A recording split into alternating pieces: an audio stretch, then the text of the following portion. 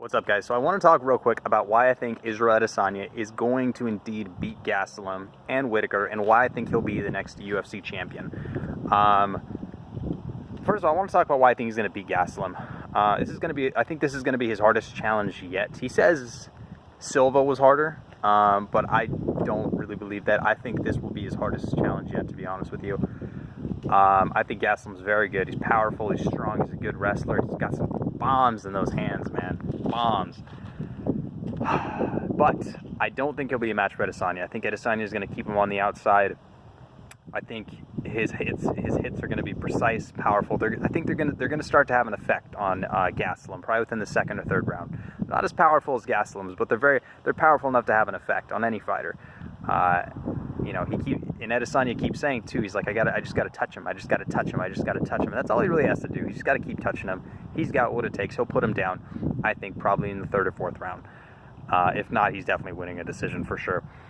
Now, the reason I do believe that is because he's too fast, he's too dynamic, his footwork is too impeccable. I mean, he's got everything it takes. But I want to talk about why I think he's going to be the next UFC middleweight champion. And mainly is because of honestly, his demeanor and his attitude. He's so chill and so cool and has such an even-keeled vibe to him. And I think that's really key and imperative to reaching really high world-class levels and staying at those levels. And you see the people who can do that are the people who are very unreactive and unemotional to things that come up. Conor McGregor, well, you could argue he may or may not be, but he is for the most part.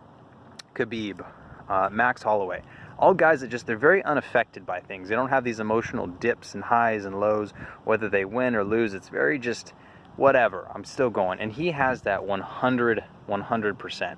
And I really do believe that's probably going to be the single biggest factor, an underrated factor that's going to take him to being a champion. And I think he'll stay a champion for quite a while. Another one is just his striking, man. That guy just has an unbelievable background in kickboxing and Muay Thai.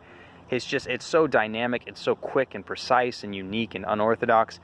Guys, they can't match it. They can't match it. And tied in with his precision, I mean, he's just incredible. And you see the way he beat Derek Brunson, you know, the way he beat Brad Tavares, the way he, you know, outsmarted Anderson Silva. He outsmarted, you know, the one who outsmarts everyone, Anderson Silva.